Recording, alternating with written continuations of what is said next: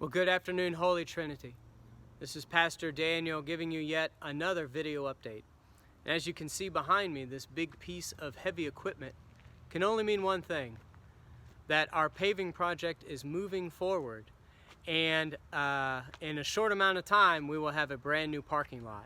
Now, as you can see, a lot of the asphalt has been taken out. That faces front towards the entrance of the church. That is our drive-through entrance, and as you can see, a lot of the asphalt has been taken out. Now, the exciting news is this time next week, the paving equipment is going to show up and the new asphalt is going to be laid down. And so hopefully I will get to give you a new video update where I can show you through video our brand new parking lot, which will be an exciting event, especially considering that we're not allowed to gather here right now. But I can still show you the result of the paving project through the video. Now, speaking of not gathering, along with the fact that as you can see, the parking lot is being tore up and we have heavy equipment on site, couple that with the coronavirus situation that we currently have, we have been encouraging people to not come to the church campus, that they needed to stay home.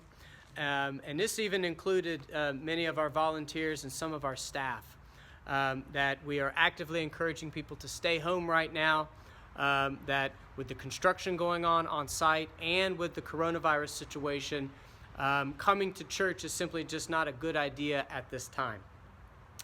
Now, that has impacted a number of ministries, and a number of ministries are currently kind of on hold. But one of the ministries that it's had an impact on is our outreach ministry. Many people would bring items to the church, non-perishable food items and things of that nature, to be donated to our local outreach, our local charities, and things like that. And because we're discouraging people from coming to the church specifically, they can't bring those items, and that has hindered some of our outreach efforts, and it's an unfortunate victim of this entire coronavirus situation and also the paving project. But I do have some good news. Even though we can't take donations here at the church, we have a parishioner named Karen Owen who has a very close relationship with Feast Pinellas, which is a food pantry that primarily gives out food items to those who are in need and to those who are food insecure. She continues to give her time at this ministry, and even though we cannot take items here at the church for any of our outreach opportunities, Karen has decided that she has put a bin out in front of her house, and she is continuing to collect items for Feast. So if you would like to give items to Feast, at the end of this video, I'm going to put up her email address, and you can email her for her address, and then you can come and bring some non-perishable food items to her, and she will get them to Feast. And so even in the midst of us not being able to gather, and even in the midst of our construction project, we're still trying to find ways to help people in some way during this unprecedented time. Another thing they've done with Feast is they have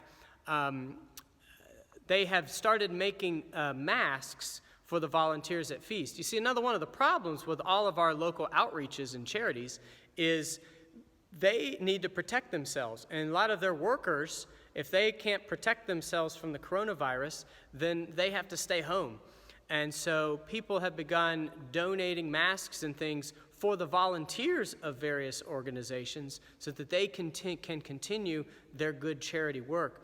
And so Karen also got with Diane Densmore, who is our director of the thrift store, and they began taking a couple of additional volunteers. They got some supplies, and they started sewing reusable masks for the volunteers at Feast.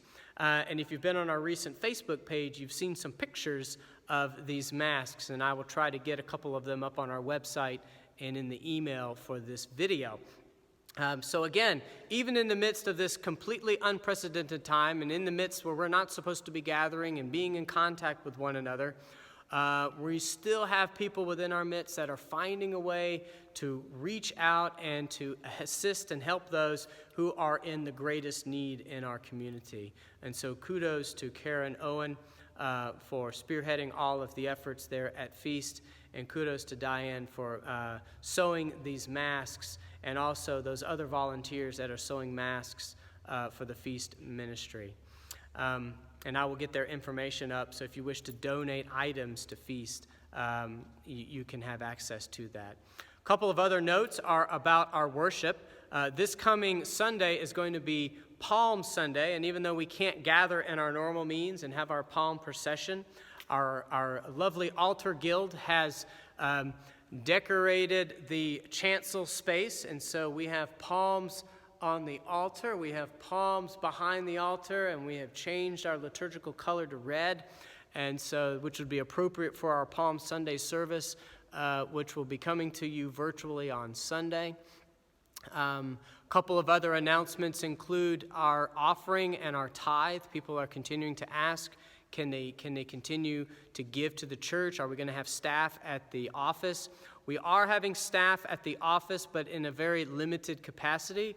But we are intentional in making sure that we can check our voicemails, that we can check our emails, and that we are checking the U.S. mail that is coming to us. So for those who have the means, I encourage you to stay current with your pledges and your tithing. You may mail it to us. You may also use electronic means. There is a donate button on our website where you can electronically send your funds to the church. We have the staff that are coming in to receive those and process them and get them turned into the bank. So those things are continuing to move forward. So once again, this is a very brief video update on everything going on here at Holy Trinity. Our time apart, it continues on. As of right now, the bishop has sent out a new message that in light of the governor's recent statewide mandate, the bishop has extended our time away from one another now to May 1st, which was anticipated. We kind of figured that was going to happen, but officially now our time away goes all the way through the month of April into May 1st. So just continue to stay updated, continue to visit our website as we're updating it regularly, continue to monitor your emails and our Facebook page for more information. Next week is Holy Week.